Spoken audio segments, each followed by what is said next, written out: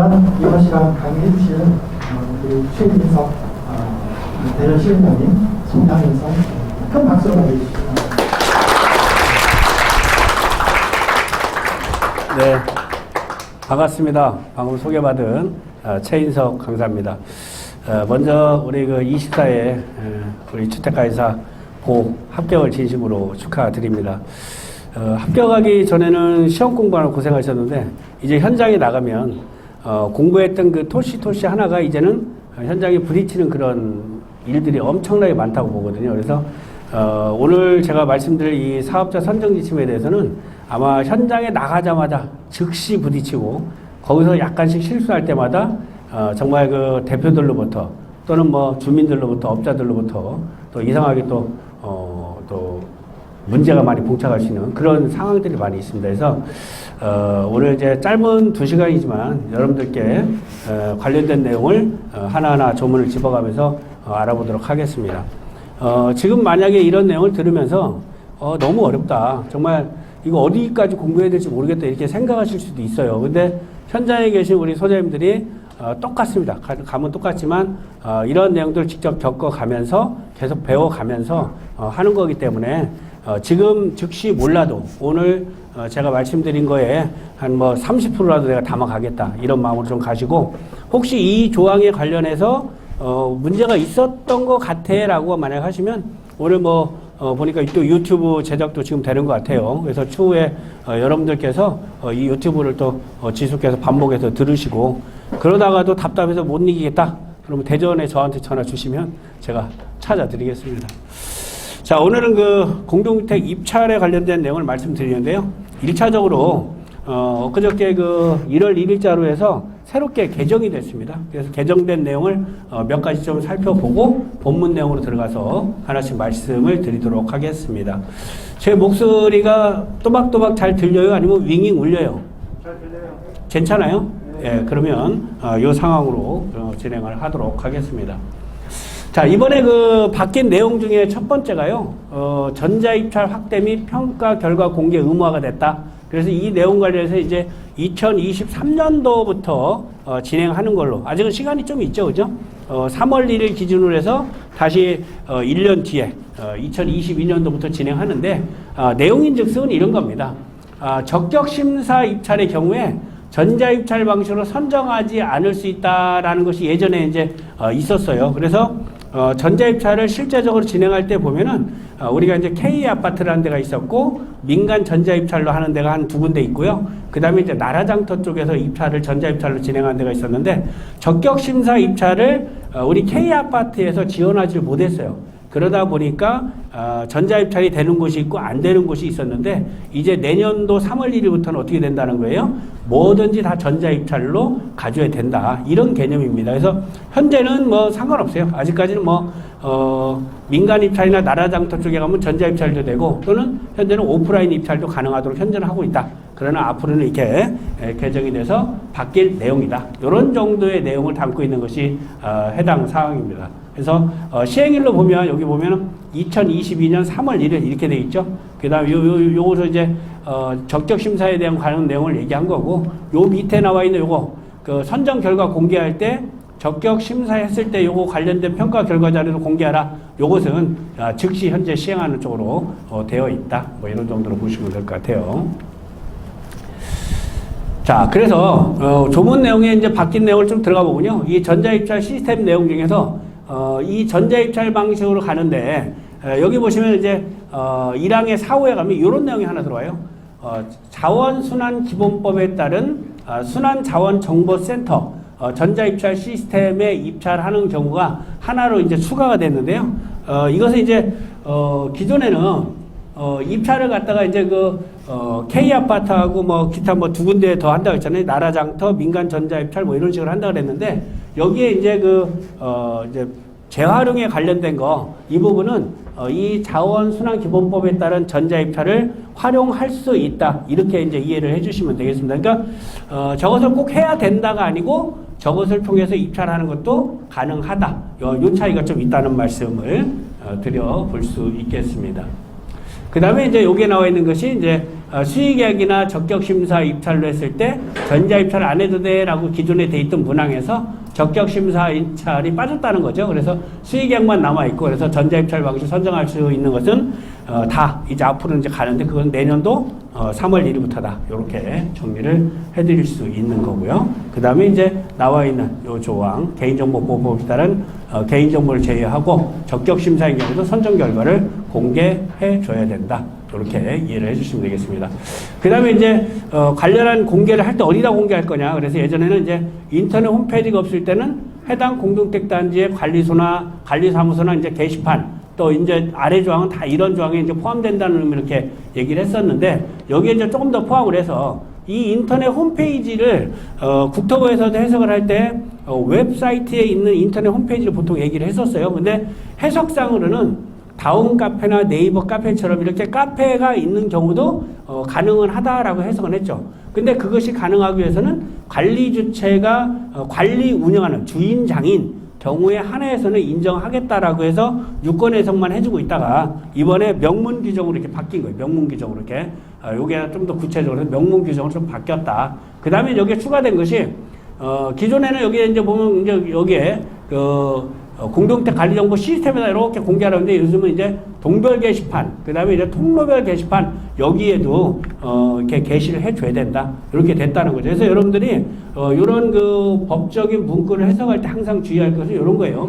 요거 밑이냐 또는이냐 요거 있잖아요. 밑 하면 뭐예요? 같이 and 똑같이 해야 되잖아요. 그래서 최근에 우리 대전에 있는 모 아파트 소장님이 처분을 받은 내용이 나왔는데 저게 이제 공동택 관리정보 시스템 및 동별 게시판 여기다가 공개를 하라고 했는데 K아파트만 공개하고 동별 게시판에 공개 안 했다고 해서 입주민이 이렇게 문제를 삼아갖고 과태료 처분이 나온 소장님이 계셨어요. 그래서 그런 상황이 있다는 거 and냐 OR이냐 요거 항상 보시면서 주의롭게 보셔야 된다는 말씀을 드립니다.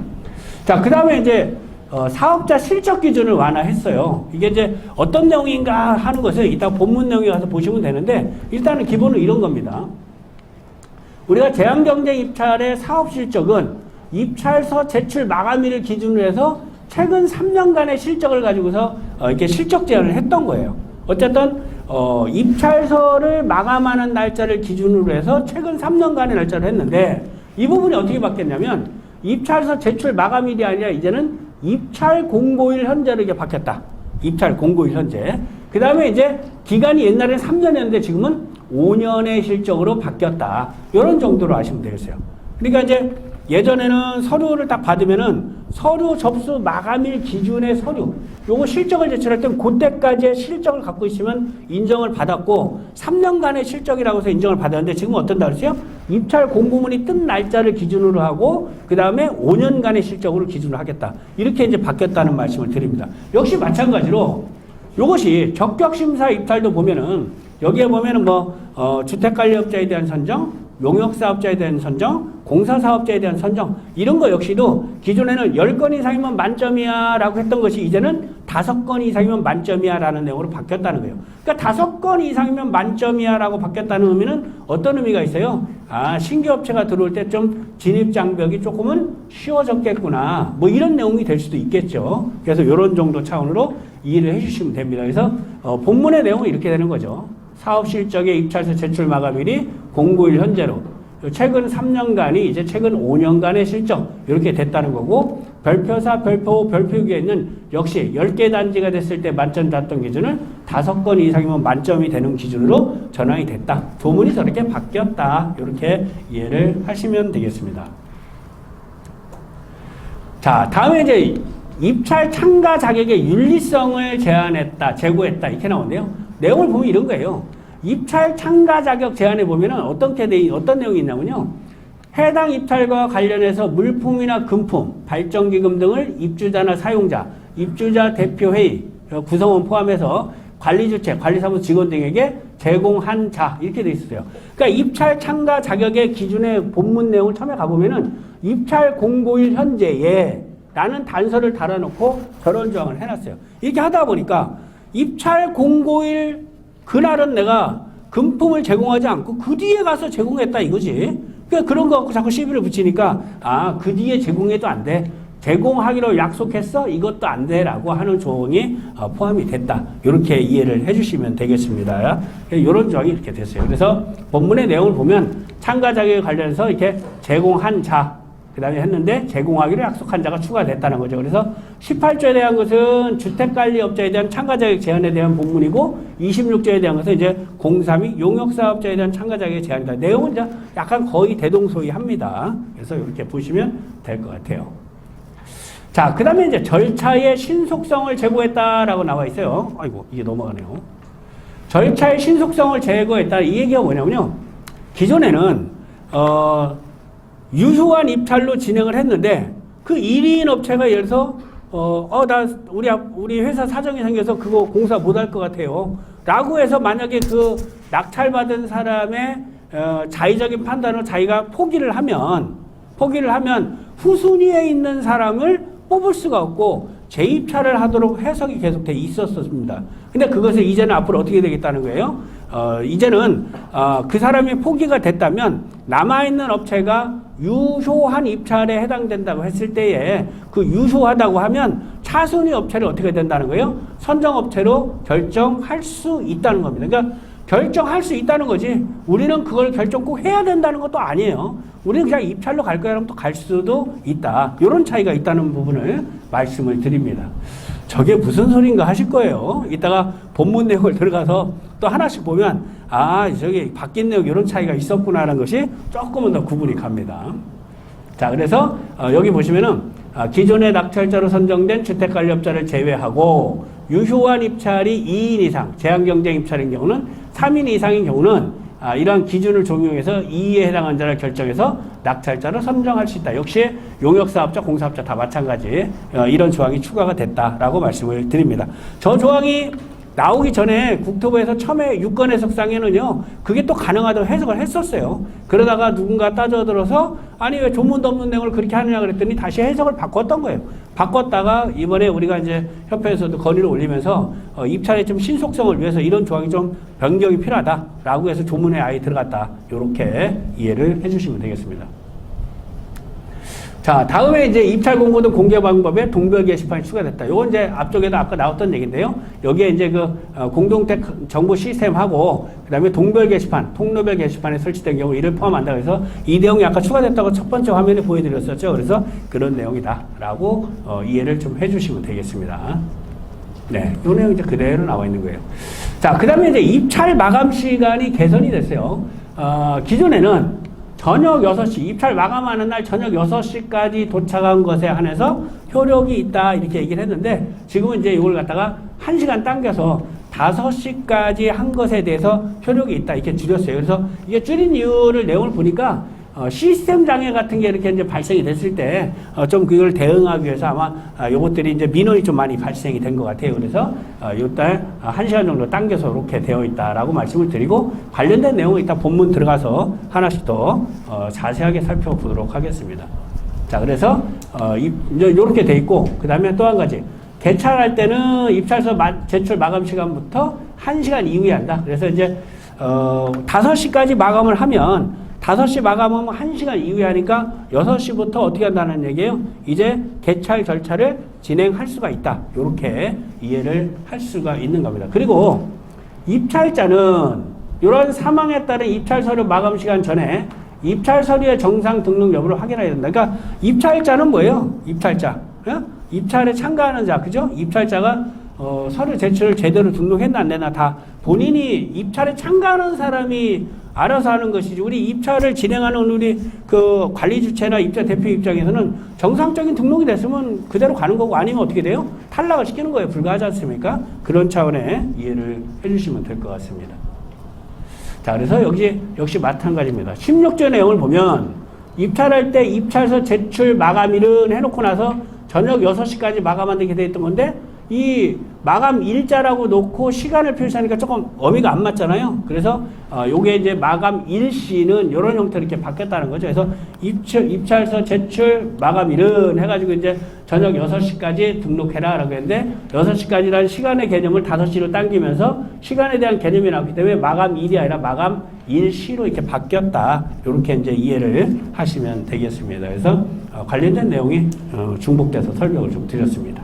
자, 똑같아요. 24조는 이제 아까 얘기한 대로 공사나 용역사업자에 대한 내용이다 라고 말씀을 드립니다.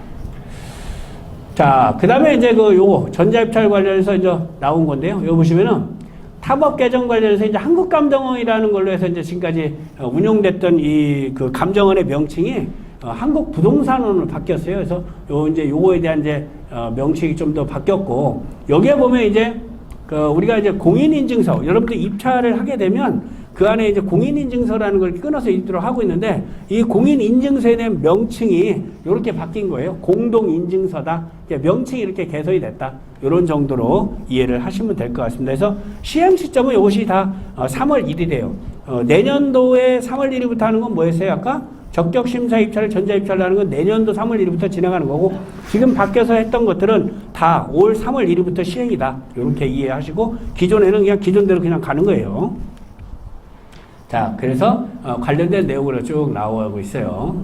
자, 조문 보고, 공동인증서 이런 내용으로 왔습니다. 그 다음에 이제 재검토 기간에서 보통 이게 3년에 한 번씩 사업자 선정 지침관에서 이제 우리가 지침이 이렇게 올라가고 나면요, 많은 분들이 개선에 대한 내용을 계속 지속적으로 자꾸 국토부에 요구를 했습니다. 그러다 보니까 국토부에서 일정 시점마다 하는 것을 원칙으로 해서 이렇게 그 조문에 대한 내용을 하나 만들었던 거예요. 그래서 2018년도를 기준해서 3년이 되는 시점마다 하겠다라고 했는데, 이것이 이제 내용이 바뀌어서 이제 요번에 이제 1월 1일부로 개선됐기 때문에 1월 1일부터 3년이 되는 12월 31일에 이제 검토가 완료돼서 그 시점에 이제 다시 한번 검토 작업을 하겠다. 그때까지 의견 들어온 걸 다 종합한 다음에 진행하겠다. 뭐 이런 정도의 내용으로 이해를 하시면 되겠습니다. 자, 우리 그 사업자 선정 지침이라는 것은요, 여러분들이 아파트에 가면 이제 바로 부딪히는 게 아까 이제 관리 규약 이렇게 얘기하잖아요. 그 관리 규약보다는 약간 상위의 개념이에요. 그래서 규약과 지침의 내용이 서로 틀리다고 했을 때는 지침의 내용이 우선 가는 겁니다.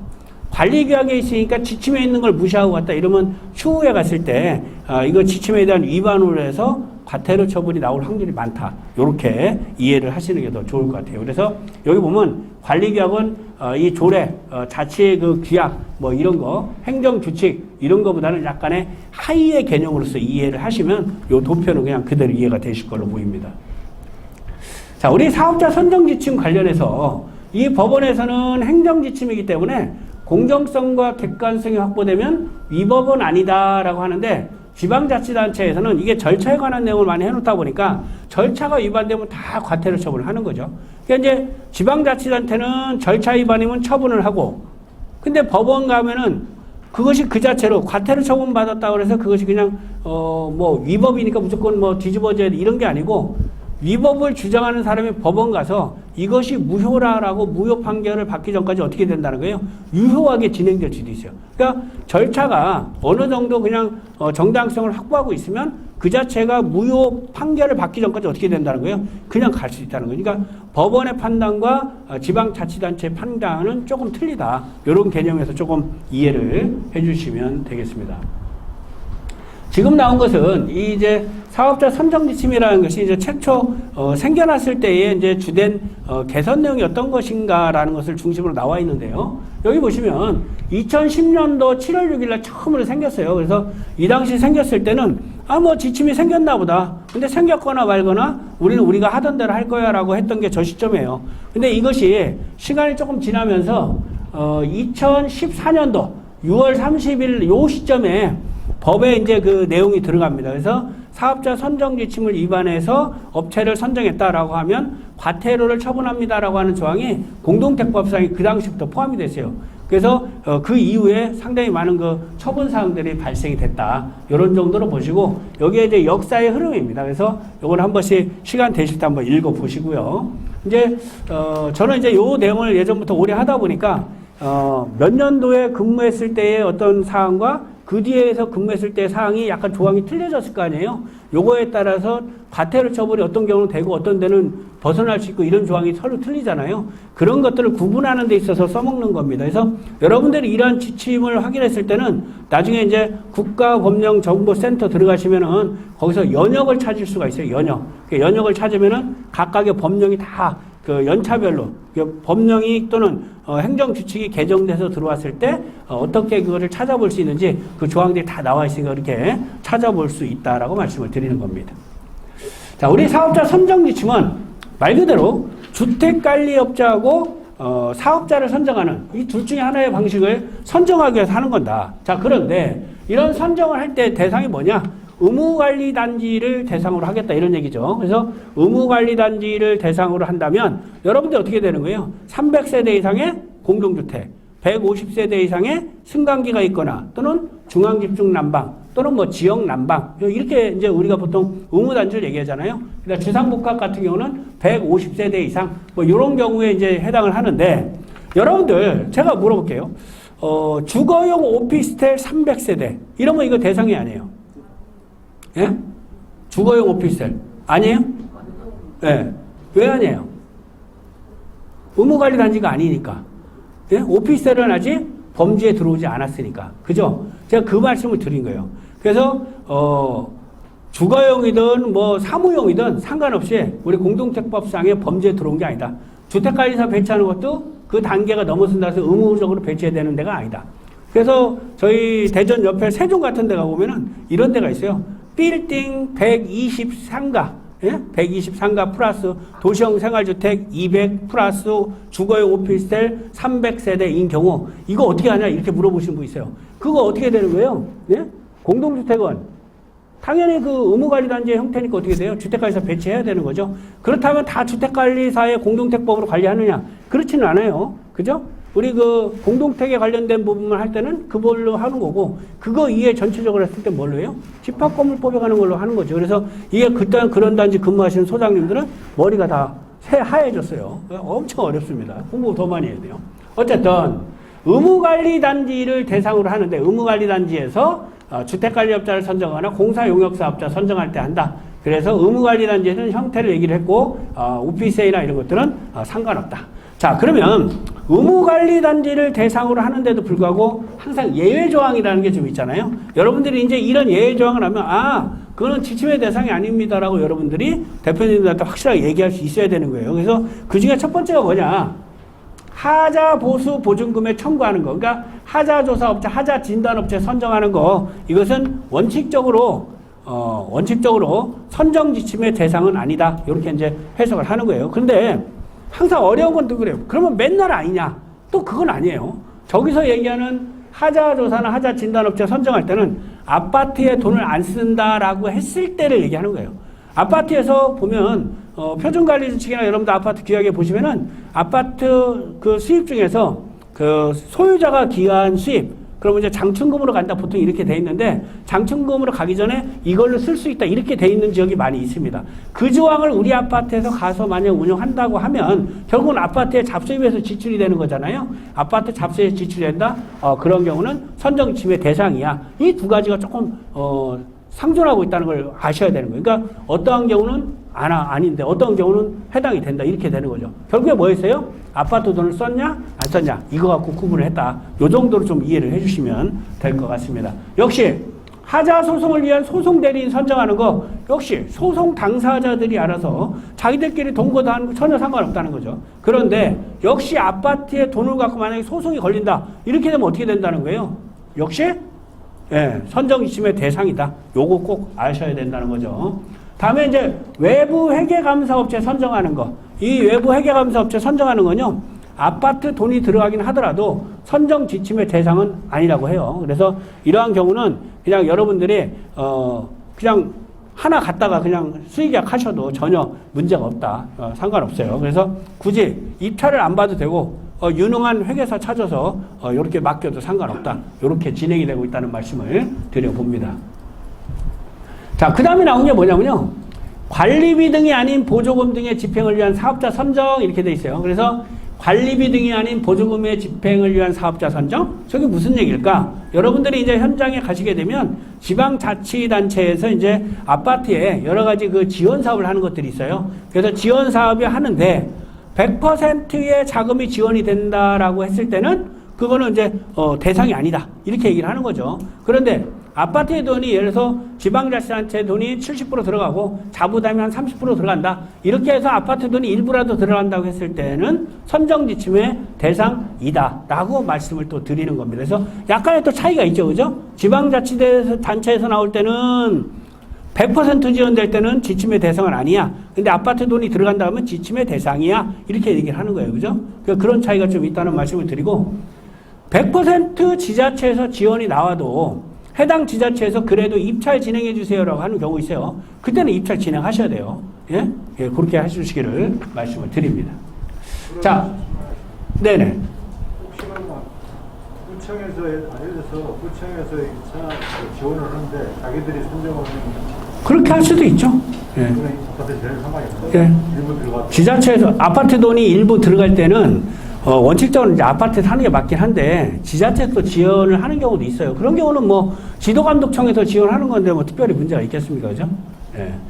자, 그 다음에 이제 화재 등의 보험공사입니다. 여러분들 이제 아파트에 가면 여러 가지 이제 보험을 들었는데 그 보험을 들어놔서 그 보험료가 이제 보험사고가 발생이 돼서 이제 보험료를 써야 되는 상황이 발생이 되잖아요. 그러한 경우는 이 지침을 적용할 거냐 안 할 거냐. 그래서 여기서 나와 있는 건요. 화재 등의 보험공사 같은 경우는 또 여러분들 이건 생각해야 될 것 같아. 보험료가 아파트 통장을 경유해 갖고 이 비용이 지출이 됐을 때는 보수적으로 판단해서 지원되는 개념으로 보고, 예?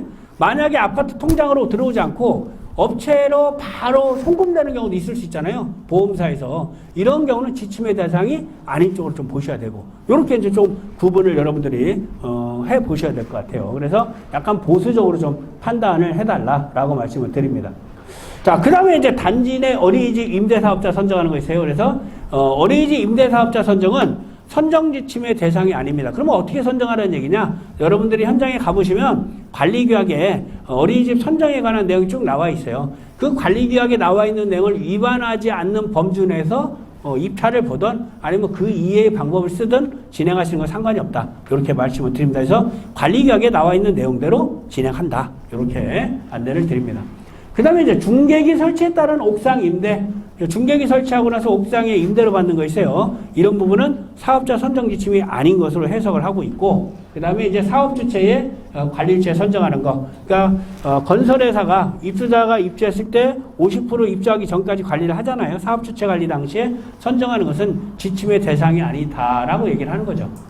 여기에 이제 하나 정도 더 얘기를 한다면. CCTV가 아니고죠. 케이블 TV 같은 거, 예를 뭐 CMB 뭐 이런 거 있잖아요. 이런 거는 선정 지침의 대상이 아닙니다. 왜 대상이 아니냐? 왜 대상이 아니냐면 원래는 개별 세대와 그 회사 간의 다이렉트 계약인데 우리가 싸게 할 요량으로 어떻게 되는 거예요? 대표회에서 그냥 단체 계약하고 좀 싸게 내린 거에 불과한 거라서 설사 그 계약을 진행하기 위해서는 어떤 것들이 필요한 거예요? 세대별로 개별 계약서가 다 작성이 돼 있는 경우에만 그것이 가능하다. 그런데 어쨌든 사업자 선정 지침의 대상은 아니다. 이렇게 말씀을 드릴 수 있는 겁니다. 자, 그래서 우리 적용 대상 2조에 사업주체 관리기간 중에 사업자 선정할 때는 대표의 역할을 사업주체가 대신하는 것으로 한다. 이렇게 돼 있잖아요. 그래서 사업주체 관리기간 중에 용역사업자나 공사사업자 선정할 때는 이 지침을 적용한다 안 한다? 적용한다로 보셔야 되는 거예요.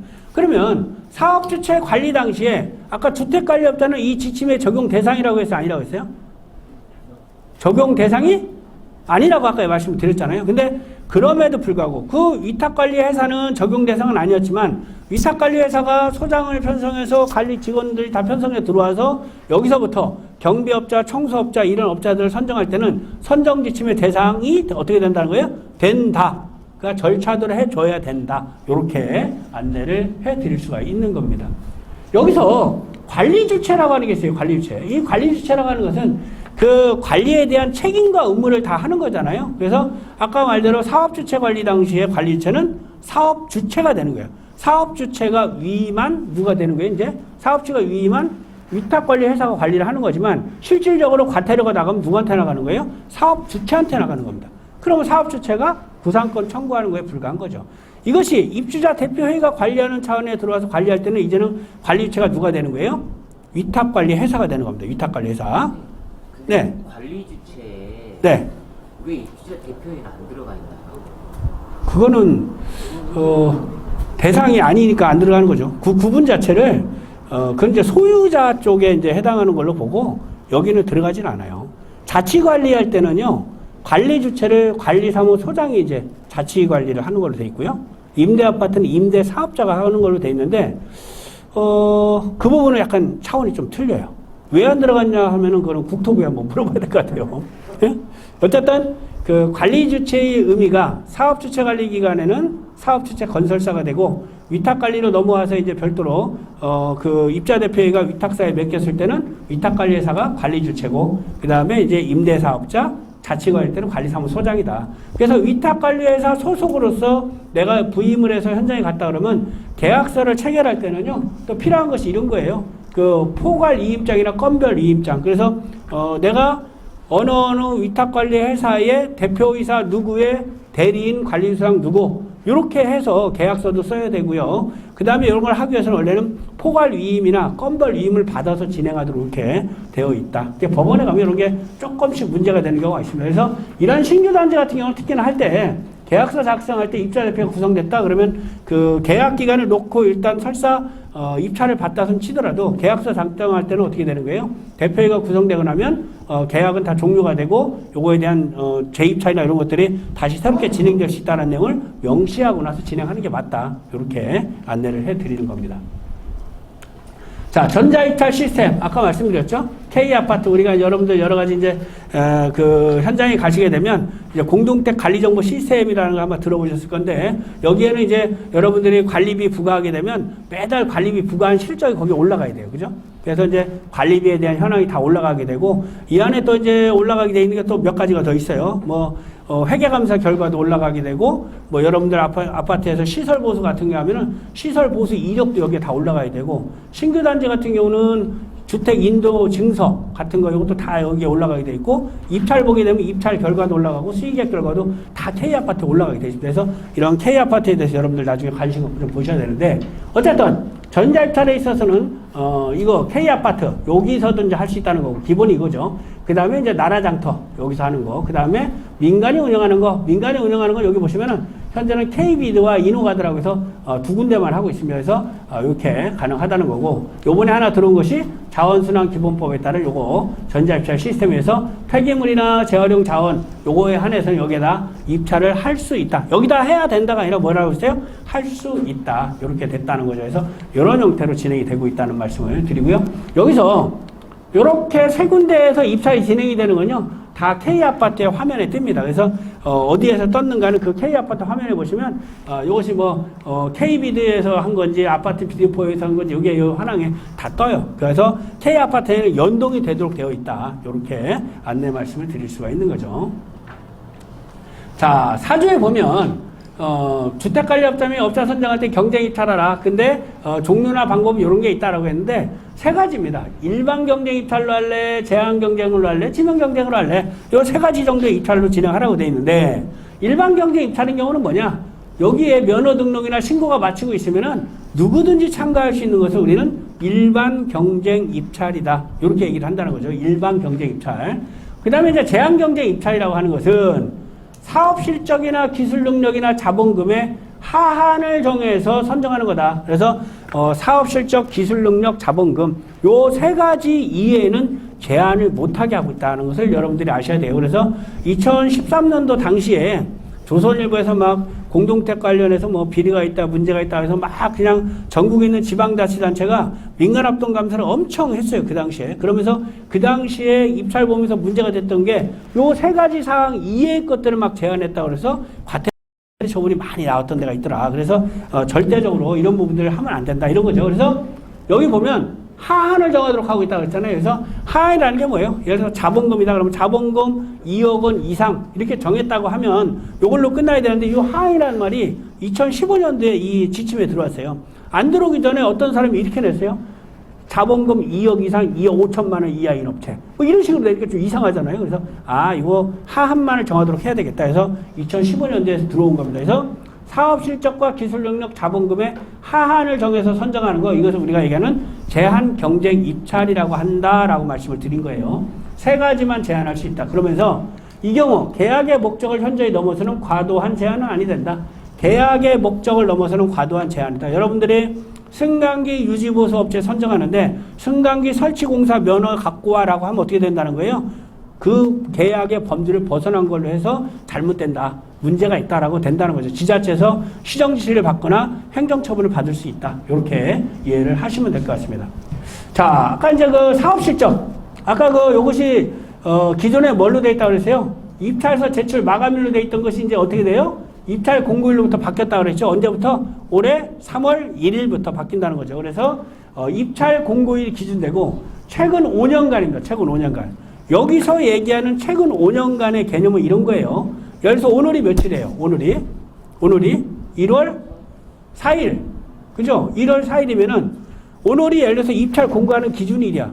그러면 해당 연도는 무조건 포함하고 플러스 2021년도, 20년도, 19년도, 18년도, 17년도 1월 1일부터 당해년도 입찰 공고일까지의 실적이다라고 말씀을 드린 거예요. 자, 이해 가셨어요? 안 갔어요? 이게 무슨 얘기인가 싶은 거죠. 자, 예를 들어서 오늘이 예를 들어서 가정을 하나 해볼게요. 오늘이 2022년도 12월 1일이라고 쳐. 그러면 12월 1일 날 입찰 공고를 오늘 냈어. 최근 5년간의 실적을 갖고 와라고 했어. 라고 한다라면 여기에 얘기하는 실적이라는 것은 당해년도는 뭐라고 했어요? 무조건 포함한다 그랬죠. 22년도 1월 1일부터 12월 1일까지는 무조건 포함. 그죠?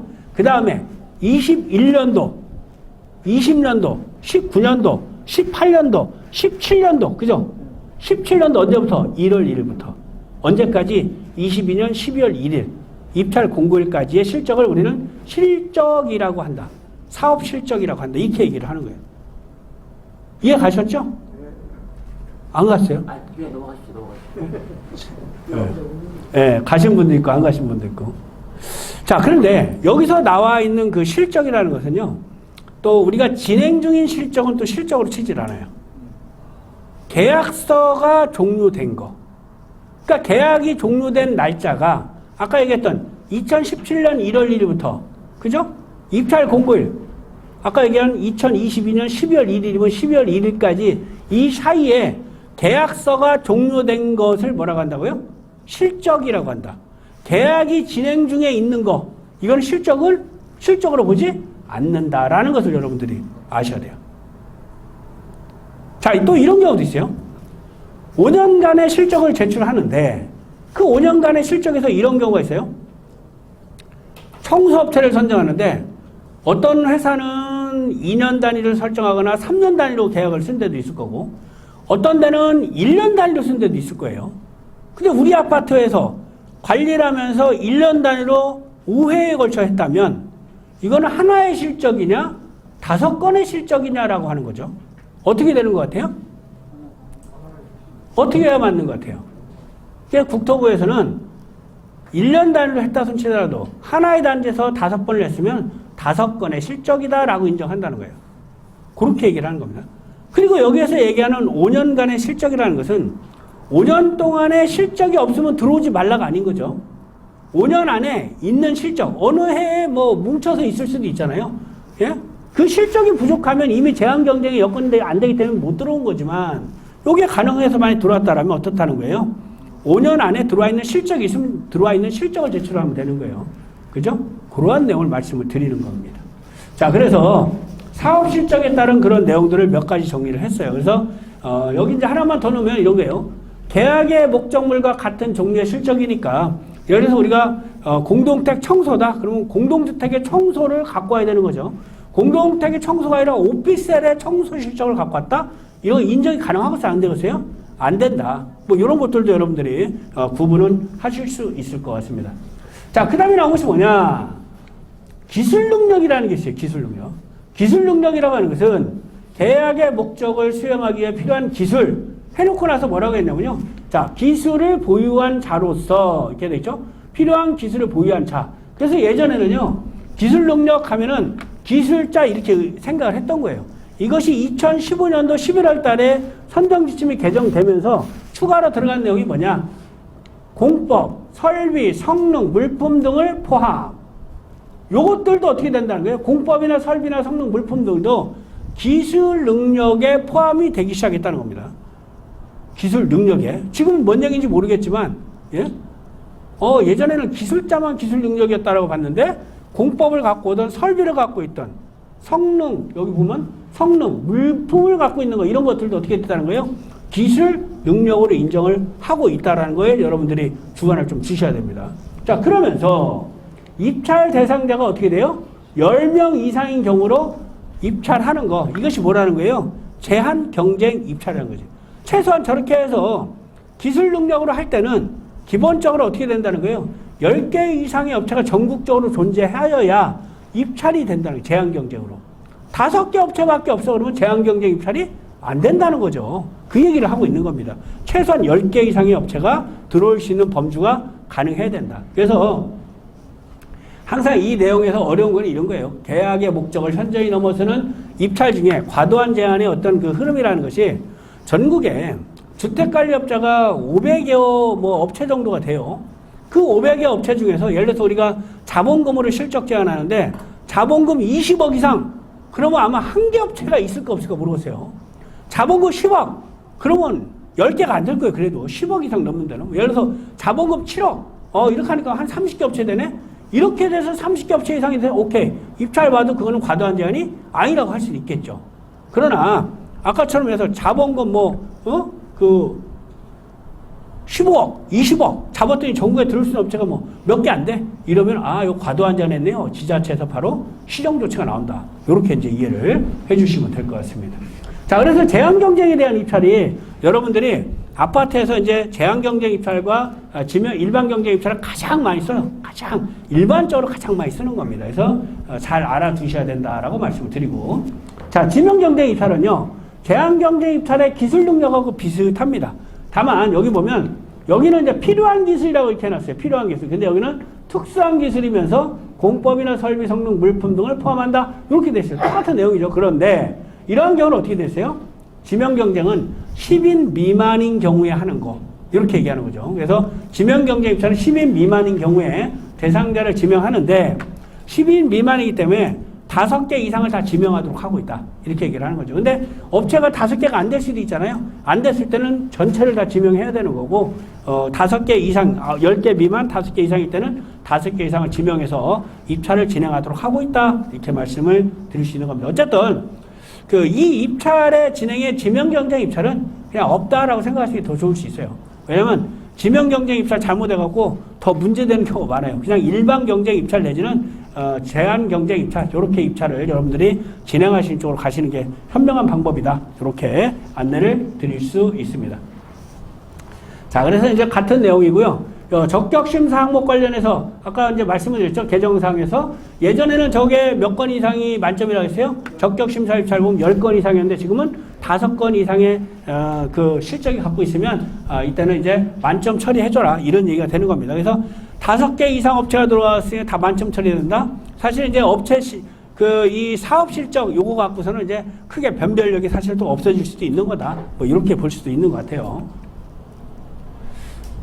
네. 그 다음에 이제 완료된 실적이고 5년 안에 실적이 있어야 되고 요거 자체 여기 보시면 임의로 단축하거나 연장하는 거 안 된다. 아까처럼 제한 경쟁의 사업 실적을 할 때는 5년, 입찰 공고일 기준 5년이라고 했잖아요. 이 5년이기 때문에 우리 아파트는 근데 3년만 할 거야. 또는 특정 연도 몇 년도 할 거야. 이거가 된다는 거 안 된다는 거예요? 절대 안 된다. 그래서 5년간, 제한 경쟁의 사업 실적 제한할 때는 5년간의 실적으로서 제한하는 것을 기본적으로 한다. 다른 것들이 변동돼서는 안 된다. 이렇게 이해를 해 주시면 되겠습니다. 자, 아파트 가면 이런 아파트도 있어요. 경비나 청소를 동시 입찰 가능하냐? 이거 안 됩니다. 이거 업자들 막 해가지고 최근에 이렇게 하는 데가 있어요. 예전에는 하나의 위탁관리회사가 경비 청소 몽땅 위탁 총괄로 위탁받는 게 가능하다고 옛날에 했었어요. 근데 지금은 개별법에 의해서 다 처벌받아요. 그래서 지금 같은 경우는 청소는 청소 관련된 법령이 따로 있고 경비는 경비 법령이 관련된 내용이 따로 있기 때문에 별개의 입찰입니다. 별개의 입찰. 따로 하는 게 따로 해야 된다. 이렇게 얘기를 하고 있다는 거죠. 역시 방역소독업체, 이거 그 실내소독업체하고 수목소독도 이것도 가능하냐? 이것도 안 된다고 하고 있어요. 예전에는 이걸 합쳐서 입찰을 했었어요. 근데 이것이 이제 문제가 돼가지고 지금은 각 아파트에서 별개로 하고 있다. 이렇게 이해를 해주시면 될 것 같아요. 자, 방역소독업체 할 때 안 된다. 관련된 내용을 한번 참고를 해보시고요. 자, 우리가 이제 일반적으로 아파트에서 공사를 하다 보면 이 복합공사, 부대공사 이런 것들이 나옵니다. 여러분들 건설산업기본법 시행령이라고 하는 데가 있어요. 그 보통 여러분들이 일반적으로 아파트에서 공사를 이렇게 많이 하게 되면 그 건설산업기본법 시행령에 관련된 내용이 상당히 많거든요. 거기에 내용에 보면은 전문건설면허업체가 있고 종합건설면허업체가 있고 이런 데가 있어요. 근데 이게 이제 전문건설면허업체 같은 경우에 여기 보시면은 전문공사를 시공하는 업종을 등록한 건설업자가 전문공사하고 그 부대공사를 함께 도급받을 수 있고, 그러니까 이제 전문건설 면허를 갖고 있으면 부대공사를 도급을 받을 수 있다는 거죠. 그러니까 자기 거 전문건설 면허 하나 갖고 복합공사가 이어질 때에 받을 수 있다. 근데 조건이 있다는 거죠. 그 조건이 뭐냐면 이런 거예요. 여기 보시면은 자, 부대공사를 할 때는 주된 공사를 시공하기 위하여 또는 시공함으로 인하여 필요하게 되는 종된 공사 또는 두 가지 이상의 전문공사가 복합된 공사로서 공사 예정 금액이 3억 원 미만이고 주된 전문공사의 공사 예정 금액이 전체 공사 예정 금액의 2분의 1 이상인 경우에 그 나머지 부분의 공사로 규정하고 있다. 그러니까 이제 전문건설 면허를 갖고 있으면 복합공사하는 게 가능하다. 복합공사에 하기 위한 그 조건은 어떻게 된다? 여기 공사 예정 금액 얼마야 돼요? 3억 원 미만이면서 2분의 1을 주된 공사가 차지하고 있다면 가능하다. 이렇게 하는 거죠. 그죠? 이런 형태로 되어 있다는 말씀을 드려볼 수가 있습니다.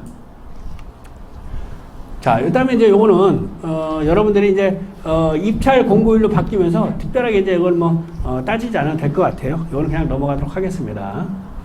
자, 기술 능력 제한할 때, 아까 이제 공법도 이제 기술 능력이 하나라고 했잖아요. 그래서 이 공법이 특허인 경우이기 때문에 기술 능력 한을 정해서 하는 것이 가능하다라고 이제 유권 해석을 별도로 이제 받았던 현황을 말씀을 드린 거고요. 여러분들이 이제 아파트 가시면 여러 가지 이제 도장 공사 같은 거 이렇게 해요. 그러니까 아파트 막 도색 공사 하잖아요. 그럼 이 도색 공사를 하게 되면 업체들이 막 엄청 지저분해. 하다 보니까 이제 막 어떤 해당 업체에 막 특정 업체를 밀어주려고 하다 보면 이 특허공법을 막 2개, 3개 막 엮어서 하는 경우가 있어요. 입찰 공고를 내면서 A공법 또는 B공법 또는 C공법 업체 이렇게 내면은 공법 자체에 대한 입찰 공고를 잘못 냈다고 국토부에서 얘기를 합니다. 근데 A공법 and B공법 이런 식으로 and로 묶는 것은 가능하다고 또 해석을 하고 있어요. 가능하다. 이 차이가 또 약간 뉘앙스가 있는 거예요. 그래서 우리 아파트 들어올 때에 우리 아파트 도장 공사를 A공법 또는 B공법을 갖고 있는 사람 들어와라고 하면 입찰 공고문을 잘못 냈다고 분명히 얘기한다는 거고 A공법 and B공법이라고 했을 때는 가능하다고 하는 거죠. 물론 그러한 입찰 진행을 하기 위해서는 어떻게 돼요? 그 공법이 아파트 공사하고 직접적인 관련이 있어야 가능하다. 이런 건 또 당연하겠죠. 그죠? 이런 차이가 있다는 말씀을 드려봅니다. 네, 잠깐만. 기술 능력에서 입찰 대상자가 10인인 경우 제한을 했다고 했는데 네. 뭘 제한한다는 아까 그랬잖아요. 제한 경쟁의 기술 능력이라는 것은 10인 이상의 업체가 전국적으로 존재했을 때 제한 경쟁의 여건을 제한할 수가 있는 거고 제한 경쟁의 여건이라는 것은 자본금도 제한하거나 사업 실적을 제한하거나 기술 능력을 제한할 수 있는 거잖아요. 그죠? 그런 부분에 대한 제한 여건을 말씀드린 거예요. 10인 이상인 경우, 10인 미만이 되면 어떻게 된다고 했어요? 지명 경쟁 입찰로 이렇게 진행이 된다고 했잖아요. 이게 그런 차이가 조금 있다라고 말씀을 드리는 겁니다. 자, 그래서 이 기술 능력이라는 것이요, 이제 국가를 당사자라는 계약에 관한 법률에 가면 이런 기술 능력이라는 것이 있는데요. 여러분들 오늘 그냥 참고를 해주세요. 지금 저 내용 읽어보면 또 머리가 빙글빙글 돕니다. 빙글빙글 돌아요. 그냥, 기술 능력 아까 들어봤더니 공법, 설비, 성능, 물품을 포함한다고 하는구나. 이런 정도로 이해를 좀 해주시고 추후에 입찰 볼 때 궁금하신 분은 자세하게 한번 저한테 전화를 주시면 하세요. 자, 이번에 이제 수의계약 부분에 대해서 말씀을 드릴게요. 우리가 이제 공동주택은 의무관리단지이면서 뭐 그 예외인 조항을 빼고는 다 어떻게 돼요? 선정지침의 대상으로 가게 돼 있잖아요. 그래서 입찰을 다 진행하게 돼 있는데 여기에 해당되는 사항이 됐을 때는 이제는 수의계약이 가능하다. 이 수의계약은 대표회의 의결로 가능하다. 이렇게 되겠죠. 그럼 수의계약을 하는데 그 수의계약의 기준이 어떻게 되느냐? 여러분들 이것도 좀 구분을 하셔야 되는데 여기 보시면 첫 번째 보험계약을 하는 경우 아파트에서 뭐 화재보험, 놀이터보험, 승강기보험 여러 가지 보험들이 있어요. 이런 재해보험 뭐 여러 가지 있는데 이러한 보험을 할 때는 수의계약이 가능하다. 수의계약이 가능한데 견적서 몇 개 있어야 된다? 몇 개 없어도 된다. 하나만 있어도 상관없다. 이게 보험 같은 경우는 수의계약이 가능하도록 하고 있다는 것을 여러분들이 아셔야 됩니다. 견적서는 최대한 많을수록 유리하고 좋긴 하죠. 그죠? 근데 이제 몇 개 꼭 있어야 된다? 이런 규정은 없다는 말씀을 드리는 거예요. 그래서 예전에는요, 보험계약은 입찰로 진행하는 걸로 돼 있었거든요. 근데 지금은 입찰로도 할 수 있고 수의계약도 할 수 있다. 우리가 이제 아파트에서 그래도 우리는 입찰로 갈래요라고 하면 어떻게 돼요? 선정지침의 절차를 따라서 입찰 절차대로 가서 입찰을 진행하시는 거고 그게 아닌 경우는 갖다 놓고 수의계약 해도 된다. 제가 옆에 제3자에 대한 대위권 포기라고 이렇게 돼 있잖아요. 저거 상당히 중요한 말인데요. 여러분들이 예를 들어서 관리주체로서 여러분들이 계약서 쓸 때는요. 여러분들 관리주체 명의로 가능한 한 쓸 수 있으면 쓰는 게 좋을 것 같아요. 왜냐하면 저게 대위권 그 포기라는 게 있어서 사건이 터졌을 때 계약한 자한테는 특별하게 더 다른 걸 묻지 않겠다. 사고 책임을 묻지 않겠다. 이런 정도의 해석으로 보셔야 되는 거거든요. 그래서 상당히 중요한 내용입니다. 여러분들 계약서 쓰실 때 내가 보험이다 그러면 가능한 내가 쓸 수만 있으면 대표회의로 쓰는 것보다는 여러분들 입장으로 쓰는 게 여러분들한테 구상권 청구나 이런 부분에 있어서 대위권 포기 조항이 있기 때문에 훨씬 유리하다. 요거 꼭 안내를 해드릴 수 있는 겁니다. 자, 그 다음에 이제 공산품을 구입하는 경우. 여러분들 공산품 뭔지 아시죠? 가공화돼서 만들어져 나온 거. 이런 것들은 이제 공산품으로서 여러분들이 금액이 얼마이든 상관없이 여러분들 그냥 계약해서 쓰는 게 가능하다. 이렇게 말씀을 드리는데요. 이런 경우가 있어요. 그 아파트에 내가 우리 소장님들하고 이렇게 대화를 하다 보니까 그 조경 그 나무들 있잖아요. 예? 나무 이렇게 사면서 이거 그 공산품이야 이렇게 사시는 분데 나무는 공산품이 아니에요. 예? 그거 사시려면 다른 걸로 사셔야지 이걸로 사시면 안 됩니다. 그 다음에 물건을 사왔는데 아파트 관리소 직원들이 단순한 작업을 좀 통해서 이렇게 설치를 해야 되는 경우가 있어요. 이런 것들은 공산품의 범주에 들어간다고 또 얘기를 해요. 근데 거꾸로 외부에 기술자가 꼭 설치해야 되는 거 있어요. 외부의 기술자가. 이런 것들은 공산품의 범주에 해당하지 않는다라고 국토부에서 해석하고 있다는 거 여러분들께서 이해를 좀 해주시면 될 것 같습니다. 그 다음에 이제 세 번째. 분류의 수지본반. 이게 정화조 이제 화장실 차 푸는 거잖아요. 타 법령이나 자치법규에서 수수료율을 정하고 있는 거. 이거는 지방자치단체 조례로 다 정해져 있다는 거죠. 그래서 지자체 조례로 정해져 있기 때문에 입찰 보지 않고 그냥 아마 광주 같은 경우도 해당 하나의 구에 한 업체만 딱 등록이 돼 있을 거예요. 그 업체하고 이렇게 계약해서 진행하는 거 상관없다. 다만 이 계약은 누가 하는 거예요? 대표회의가 하는 거다. 이렇게 안내를 해드리도록 하겠습니다. 여러분들과 말씀 나눈 지 딱 50분 됐는데요. 10분간 잠깐 쉬었다가 다음 시간 이어가도록 하겠습니다.